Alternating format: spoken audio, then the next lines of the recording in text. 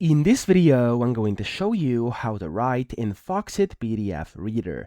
Now, there's actually only way to do this, and it is to go to the Home tab up top, and here to click on Typewriter, and then from here, you want to click on wherever you actually want to write, for example, over here in the middle, and you can just start typing. So, for example, this is a, and then whatever you want to type, and of course, you can play with this as well, the sizes, fonts, and colors, stuff like that. So, hover over it, click on this arrow over here on the right to pop up the format menu, and then here you can just basically play around with the fonts. For example, you can change it to whatever you want. You could change the size of it by clicking over here, or of course you could also type it in yourself if you want to and press enter. You can play around with colors. For example, if I want to, I can do it like green here. I could do bold if I wanna. I could do italic, underline, strikeout, of course, whatever you want here. And then you have a bunch of different options with different formatting and stuff like that. You can play with that, and of course, that way you can write inside the Foxit PDF Reader without having to open up the Foxit PDF editor at all. So that's it. I hope this video helped you out. If it did, please subscribe to the channel and help me out as well.